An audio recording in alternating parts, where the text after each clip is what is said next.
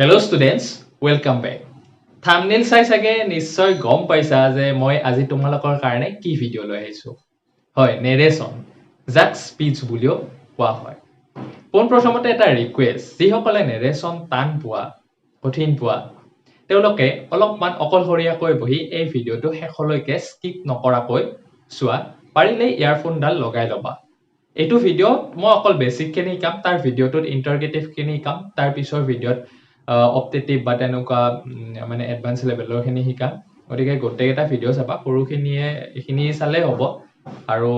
Next ভিডিঅ'টো চাগে কালি upload হ'ব, এইটোত 9-10ৰ কাৰণে শিকাম, ক্লাছ 9-10ৰ কাৰণে। গতিকে তোমালোকে ভিডিঅ' কেইটা চাবা বুলি আশা কৰিলোঁ। আৰু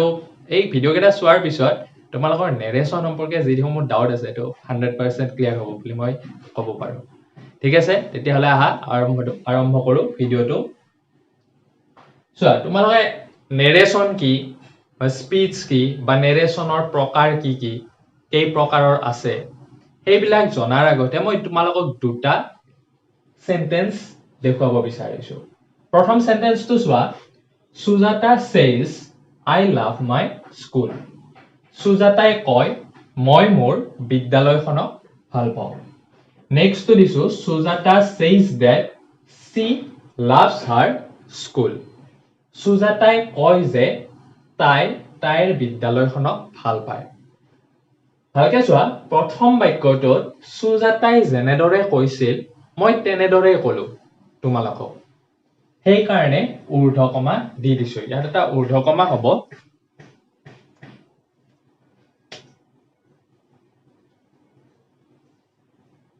তাই যিদৰে কৈছিল মই ইয়াত অকণো চেঞ্জ কৰা নাই এই সেন্টেন্সটো। ঠিক আছে, গতিকে যিহেতু চেঞ্জ কৰা নাই, তাই ডাইৰেক্টলি যেনেদৰে কৈছিল তেনেদৰে কৈছো, গতিকে এইটো হ'ব কি ইনডাইৰেক্ট নেৰেচন, ডাইৰেক্ট নেৰেচন, সৰি।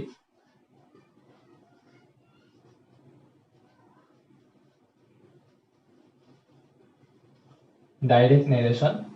বা ডাইৰেক্ট স্পিচ। এই সেন্টেন্সটো কোৱা, ইয়াত মই তোমালোকক নিজৰ ধৰণে কৈছো। তাই কোৱা কথাখিনিয়ে কৈছো, ভাৱটো একে আছে, কিন্তু মই নিজৰ ধৰণে কৈছো। গতিকে এইটো মই ইনডাইৰেক্টলি কৈছো, গতিকে এইটো হ'ব কি ইনডাইৰেক্ট নেৰেচন।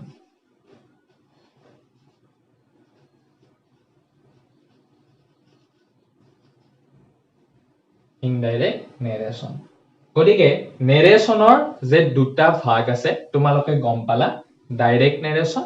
আৰু ইনডাইৰেক্ট নেৰেচন। এতিয়া তোমালোকে এটা কথা মন কৰা, ডাইৰেক্ট নেৰেচনত কমা আছে, ঊৰ্ধ্বকমা আছে। ইনডাইৰেক্ট নেৰেচনত একো নাই, শেষত ফুল ষ্টপ আছে। গোটেইটো কি এটা ষ্টেটমেন্টলৈকে পৰিণত হৈছে। ইয়াত কি কতো মাজত কমা নাই বা ঊৰ্ধ্বকমা নাই। এতিয়া চাবা, এইটো হ'ল ডাইৰেক্ট নেৰেচন। ডাইৰেক্ট নেৰেচনৰ এইখিনি কোৱা হয় ৰিপৰ্টিং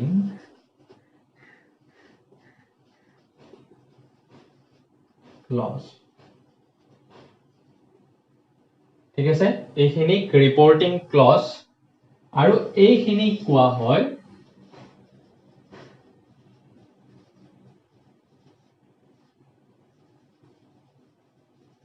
ৰিপৰ্টেড ক্লজ। এতিয়া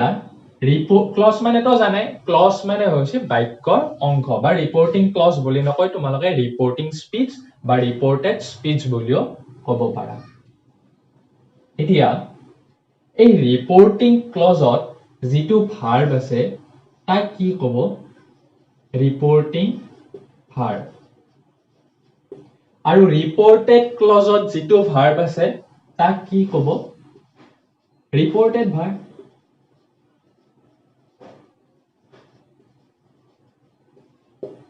এইখিনিলৈ ক্লিয়াৰ চাগে?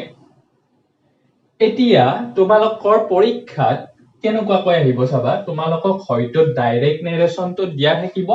তাৰ পৰা ইনডাইৰেক্ট কৰিব লাগিব, অথবা ইনডাইৰেক্টটো দিয়া থাকিব, তাৰ পৰা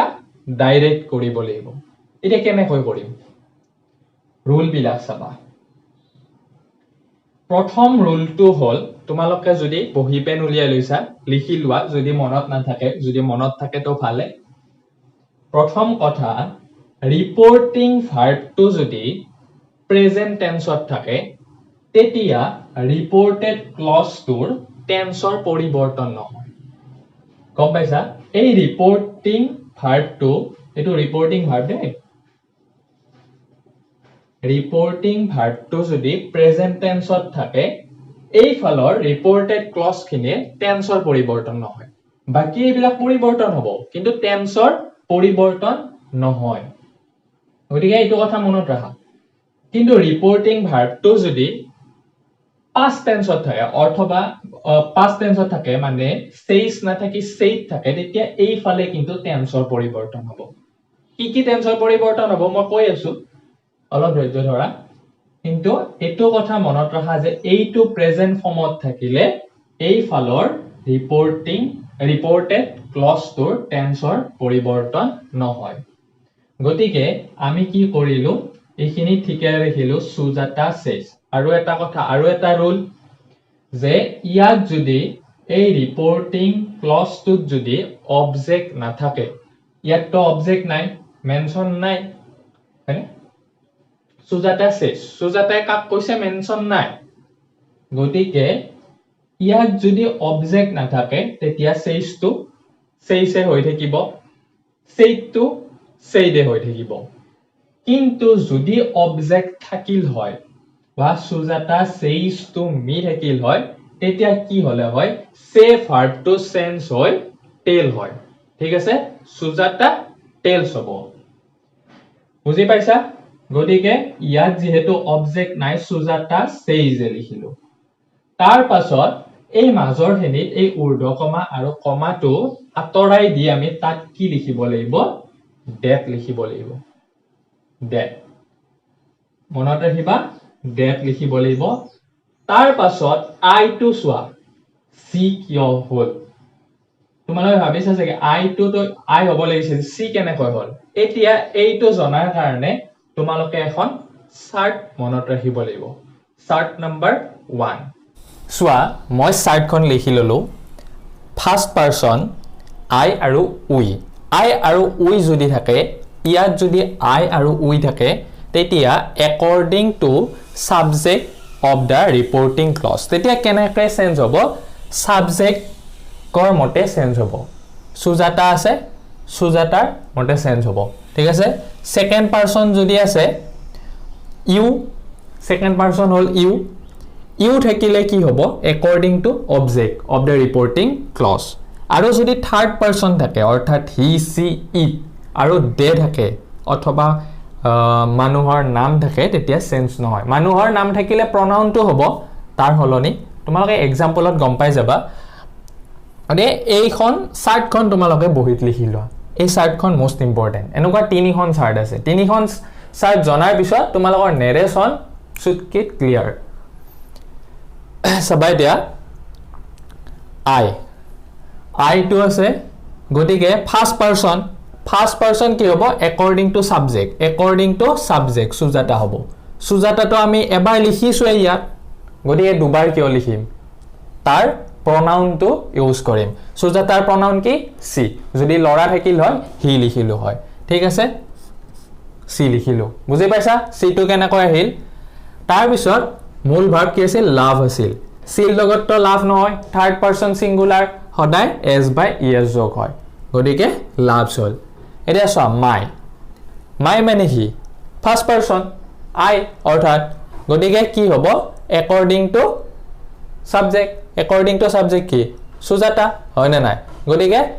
কি হ'ব তাত আমি সি নিলিখি আমি এবাৰ তো সি লিখিলো গতিকে আমি কি লিখিম এবাৰ হাৰ লিখিম বাকিখিনি একে বুজিলা প্ৰথমটো আমি কেনেকৈ কৰিলো ঠিক আছে এইটো যদি বুজি পাইছা তোমালোকৰ 50% ক্লিয়াৰ এতিয়া আমি এনেকুৱা আৰু এখন চাৰ্ট আছে সেকেন্ড চাৰ্টখন হেইখনৰ বিষয়ে জানিম এতিয়া তোমালোকে চাৰ্ট 2 খন চাবা চাৰ্ট 2 খন কেতিয়া ফলো হয় যেতিয়া ৰিপৰ্টিং ভাৰ্বটো said থাকে অথবা past tense থাকে একে কথা Simple present to simple past hobo, present continuous to past continuous hobo, present perfect to past perfect hobo, present perfect continuous to past perfect continuous hobo. Ekdom easy ei sarita etia saba past or geta simple past to past perfect, past continuous to past perfect continuous. অর্থাৎ 1 number to 3 number, 2 number to 4 number আৰু 3 number আৰু 4 number অৰ্থাৎ past perfect আৰু past perfect continuous or change নহয়। Future টেন্সত কি হ'ব shall বা will থাকিলে should বা would হ'ব। can থাকিলে এইকেইটা মডেল ভাৰ্বছ কেইটা থাকিলে কি হ'ব চাবা can থাকিলে could হ'ব, must থাকিলে must অথবা had to হ'ব, may থাকিলে might হ'ব, has to থাকিলে have to বা have to থাকিলে have to হ'ব। এটা জলদি স্ক্ৰিনশ্বট লৈ লোৱা। তাৰপিছত চাবা ইয়াৰো এটা এক্সেপচন আছে মানে যদি ৰিপৰ্টিং ভাৰ্বটো said থাকি reported clause to বা reported speech to যদি universal truth আৰু habitual action হয় universal truth মানে হল চিৰসত্য ঘটনা আৰু মানে অভ্যাগত কাম যদি থাকে তেতিয়া কি হ'ব তেতিয়া কিন্তু তাতে টেন্সৰ পৰিৱৰ্তন নহয় যেনেকৈ ধৰা man is mortal তো কি চিৰসত্য ঘটনা আমি সকলোৱে জানো কিন্তু man was mortal নহয় তাত কাৰণ মানুহটো সদায় মৰণশীল হয় না নাই এটো আমি আগতে আছিল এতিয়া নাই এনেকৈ ক'ব নোৱাৰো গতিকে মিল্কি সোৱাইটে হ'ব গতিকে হেতু কথা মনত ৰাখিবা এতিয়া আমি চাৰ্ট 3 খনলৈকে 3 খন চাবা ডাইৰেক্ট নেৰেচনত যদি দিস থাকে ইনডাইৰেক্টত ডেড হ'ব দিস থাকিলে ডোজ হ'ব হেয়াৰ থাকিলে দেয়াৰ হ'ব জাস্ট থাকিলে দেন হ'ব টু ডে থাকিলে ডেড ডে হ'ব টুমৰো থাকিলে দ্য নেক্সট ডে বা দ্য ফলোইং ডে yesterday থাকিলে দ্য প্ৰিভিয়াছ ডে বা the day before last night থাকিলে the previous night ago থাকিলে before tonight থাকিলে that night at the moment থাকিলে at this moment এখিনি আছিল স্ক্ৰিনশ্বট এটা লৈ লোৱা পিছত লিখিব পাৰিবা এতিয়া আমি কেইটামান এক্সাৰসাইজ কৰিম এক্সাৰসাইজ কেটা চাবা তোমালোকৰ তেতিয়াহে বহুত ডাউট ক্লিয়াৰ হ'ব এতিয়া আমি কেইটামান এক্সাম্পল লৈছো ভালদৰে চাই যাবা আৰু প্ৰতিটোৱে বুজিবলৈ চেষ্টা কৰিবা তে চাবা ফাৰ্স্ট এক্সাম্পলটোত আছে he says to me I am a student of class 9 এতিয়া এই ৰিপৰ্টিং ভাৰ্বটো ইয়াৰে হল প্ৰেজেন্ট টেন্সত আছে ঠিক আছে গটিকে আৰু ইয়াত কি আছে অবজেক্ট আছে গটিকে says to হলনি হৈ যায় কি হ'ব টেল হ'ব হি লগত টেল নহয় টেলস হ'ব থাৰ্ড পাৰসন সিঙ্গুলাৰ নাম্বাৰ যেহেতু হি টেলস ইয়াৰে চাবা যেতিয়া অবজেক্ট থাকে তেতিয়া ইয়াৰ এটা টু আহে হয় নাই ডাইৰেক্ট নাৰেচনত কি আহে টু এটা আহে কিন্তু ইনডাইৰেক্টত হেই টু উঠি যাব এইটো কথা মনত ৰাখিবা হি টেলস মি তাৰ পিছত কমা উঠি যাব ডেড আহিল এতিয়া আমি চাৰ্ট 1 খন ফলো কৰিম আই আছে অৰ্থাৎ first person according to subject কি হ'ব হিয়ে হ'ব হিৰ লগত এম নহয় হিৰ লগত কি হ'ব ইজ হ'ব এইটো যেহেতু প্ৰেজেন্ট টেন্সত আছিল সেই কাৰণে ইয়াৰে টেন্স খিনি হলনি নহয় এইটো আছিল সিম্পল প্ৰেজেন্ট টেন্সত এতিয়া ইয়াতো সিম্পল প্ৰেজেন্ট টেন্স হ'ব he is a student of class 9 full stop ঠিক আছে নেক্সট তো চাবা বিকাশ said আছে অবজেক্ট আছে গটিকে কি হ'ব টেল ভার্ব হ'ব past tense টেলৰ past tense told বিকাশ told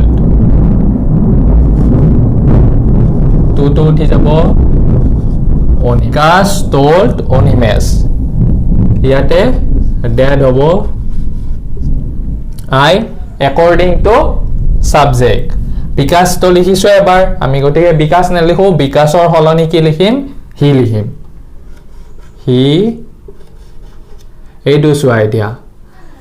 ইয়াত আছিল said হয় নে নাই said থাকিলে চাৰ্ট 2 খন আমি ফলো কৰিব লাগিব গটিকে এইটো আছিল সিম্পল কিটান সিম্পল past tense গটিকে সিম্পল past tense তো হলনি হৈ গৈ কি হ'ব past perfect হ'ব past perfect ত কি আহে had আহে he had mb3 played cricket yesterday to ki hobo the day before previous day hoy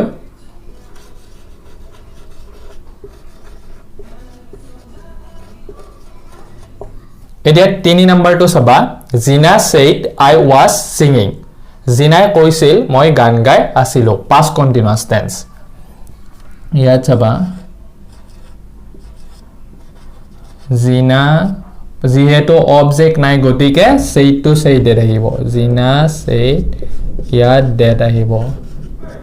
I to কি হ'ব according to subject জিনা নিলিখো আমি কি লিখিম C এতিয়া সবা এইটো আছিল কি আছিল past continuous tense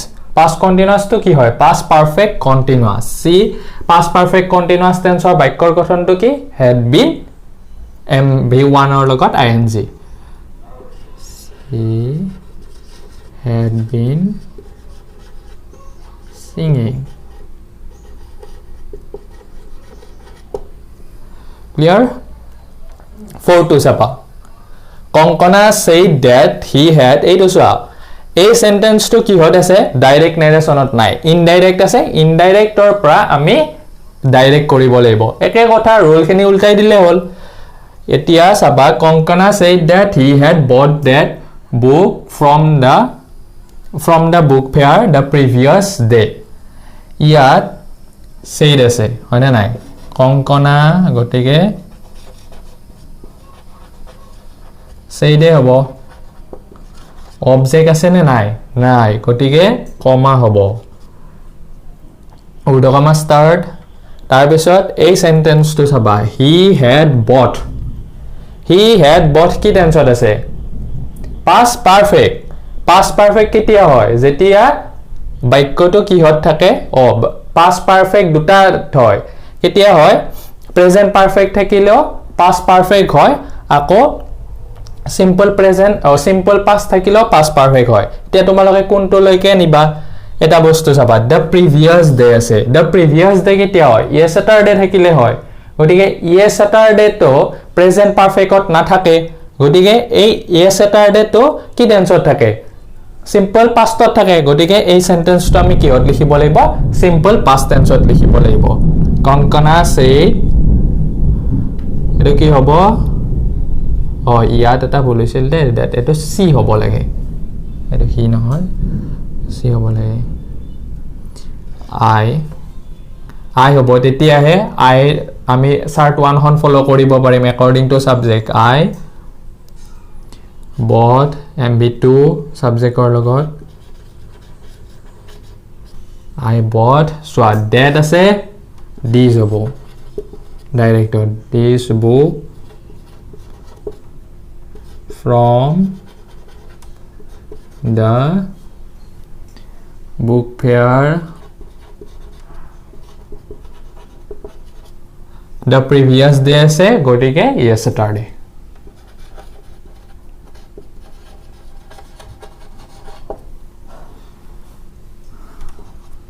inverted comma দিবলৈ নাপাহৰিবা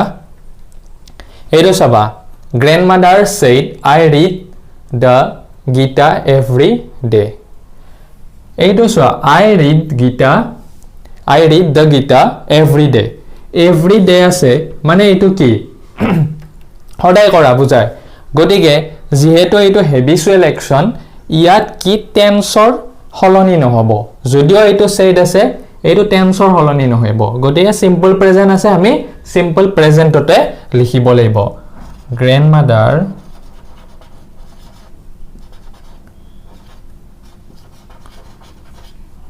grandmother said that eta hil I to ki hobo according to subject ki ase grandmother nilikhu ki likhim c logot read nohoy reads hobo she reads the Gita every day to every day থাকিব এটো টেন্সৰ কিয় হলনি নহয় বুজি পাইছা সাগে আৰু এটা তোমালোকৰ question আহি যায় যে ইয়াত চাবা জিনা said তাৰ পাছত যদি থাকে you are very sweet ধৰা ইউ আৰ ভেৰি সুইট কৈছে তাৰপিছত মই চাৰ্ট ৱাৰ্ডখনত লিখি দিছিলো যে যদি সেকেন্ড পাৰসন থাকে তেতিয়া একৰ্ডিং টু অবজেক্ট হ'ব সেন্স হয়নে নাই কিন্তু একৰ্ডিং টু অবজেক্ট সেন্স হ'বলৈ ইয়াত চোন অবজেক্টে নাই হয়নে নাই তোমালোকে ভাবিব পাৰা ইয়াত দেখোন অবজেক্টে নাই গতিকে আমি কি লিখিম তেতিয়া কি হ'ব ইউ টু সেন্স হৈ গৈ কিনে কি হ'ব ইয়াত চাবা ইয়াত জিনা সেড জিনাই কাক কৈছে উল্লেখ নাই গতিকে নাই যদি মোক কোৱা বুলি ধৰি ল'ব লাগিব যদি বেলেগক আনক কলে হয় তেতিয়া ইয়াত উল্লেখ থাকিল হয় জিনা সেড টু ৰীনা বা কিবা অমুক গতিকে নাই যেহেতু মোক কৈছে গতিকে ইয়াত মি টু সোমাই আছে গতিকে হি আমি ইয়াত কি লিখিব লাগিব মি টু ঠাইত আই টু লিখিব লাগিব ঠিক আছে এইখিনিয়ে আছিল আজিৰ ভিডিঅ'টোত যদি বুজি পাইছা ভিডিঅ'টো লাইক কৰিবা শেয়াৰ কৰিবা তেতিয়া গম পাম তোমালোকে বুজি পাইছা বুলি আৰু যদি চেনেলটোত নতুনকৈ ভিজিট কৰিছা তেতিয়া হলে সাবস্ক্ৰাইব বাটনটো টিপি বেল আইকনটো প্ৰেছ কৰিবা অন্য এটা ভিডিঅ'ত খুব সোনকালে লগ পাম অন্য এটা ভিডিঅ'ত নহয় নেৰেচনৰে নেক্সট পাৰ্টত আমি ইন্টাৰগেটিভৰ নেৰেচন শিকিম নেক্সট ভিডিঅ' কাইলৈ ঠিক আছে থ্যাংক ইউ বাই বাই